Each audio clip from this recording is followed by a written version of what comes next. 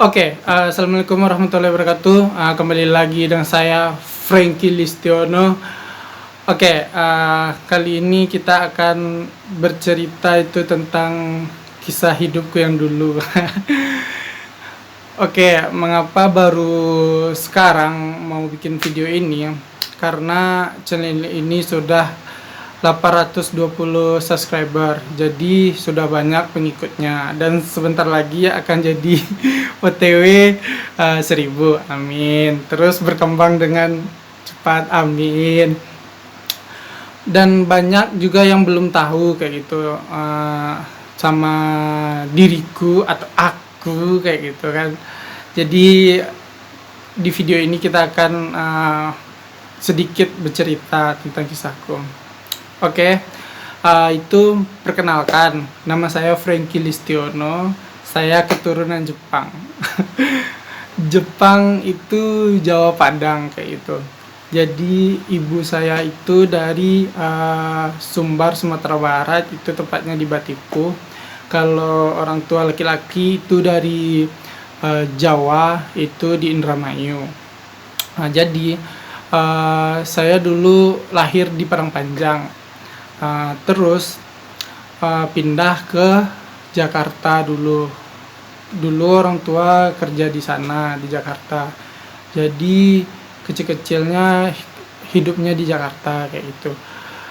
Terus mau masuk SD kelas 1 kita pindah ke kampung orang tua yang laki-laki itu di Indramayu.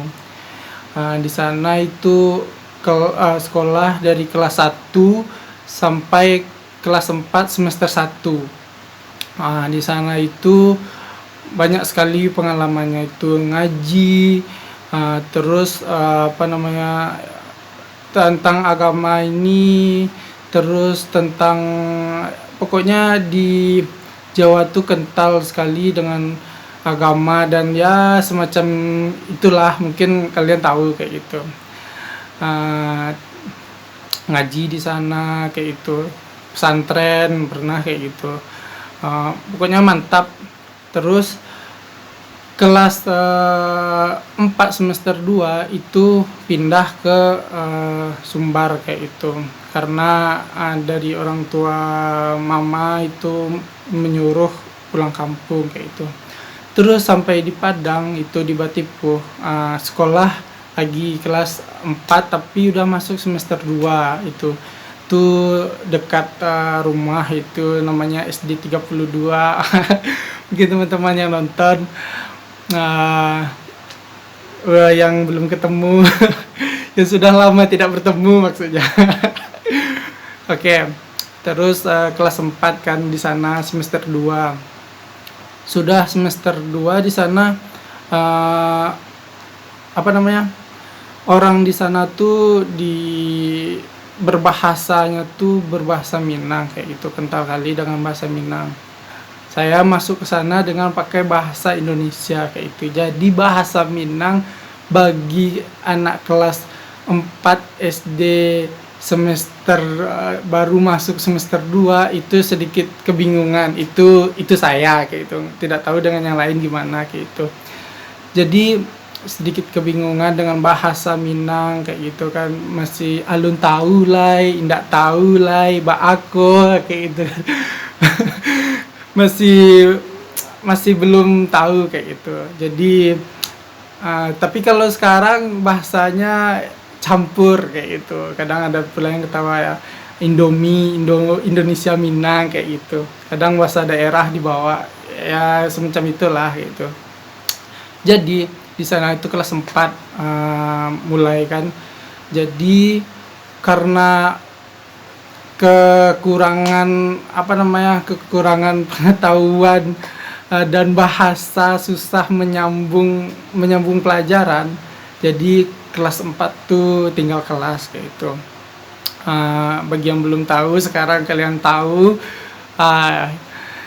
Itu kelas 4 tinggal kelas. Terus kelas 4 tinggal kelas, lanjut lagi kan kelas 5. Kelas 5 lancar, kelas 6 lancar, terus tamat. Terus setelah tamat itu masuk ke SMP 1 Batipuh kayak gitu. Di sana sekolah SMP 3 tahun, untung nggak ada tinggal kelas kayak gitu.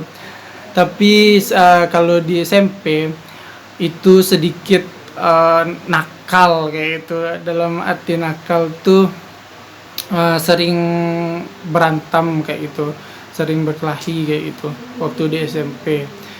Terus di SMP itu di SMP 1 Batipuh dulu pengalaman yang tidak terlupakan itu, kalau anak-anak SMP nonton atau guru-guru SMP nonton pasti dia tahu ini dia katanya. Jadi yang tidak pernah dilupakan di SMP 1 Batipuh tuh, dulu ada teman kayak gitu kan, teman dia di sekolah lain kayak gitu. Terus dia tiap hari dipalakin, dimintakin uangnya kayak gitu. Terus dia ibaratnya minta bantuan lah kayak gitu kan. Dan dia minta bantuan sama saya. Terus saya juga minta bantuan sama teman dekat kayak. Kebetulan teman tersebut dia yang ibaratnya kalau dulu masih dibilang kepala galehnya kayak gitu, atau bosnya bos SMP 1. Jadi minta tolong sama dia waktu itu. Terus waktu itu kita pergi 9 orang 9 orang terus berangkatlah ke sekolah tersebut. Yang kita lawan itu anak kelas 3, sedangkan aku dulu kelas 1. Di sana yang kita hadapi itu dari anak kelas 1 sampai anak kelas 3. Bayangkan, kita masuk ke sekolahnya pura-pura pakai baju sekolah tersebut, terus cari siapa yang mintain uang teman tersebut kayak gitu kan. Dan ujung-ujungnya tahu ternyata dia adalah salah satu yang kepala galehnya di sekolah tersebut. Jadi karena mereka sudah tahu kan, jadi mereka kumpulkanlah dari anak kelas 1 sampai anak kelas 3. Sedangkan kita yang berangkat itu cuma 9 orang. Yang lain waktu itu masih sekolah, masih belajar lah kayak gitu. Kita berangkat di luar jam pelajaran. Bayangkanlah. Aduh. Terus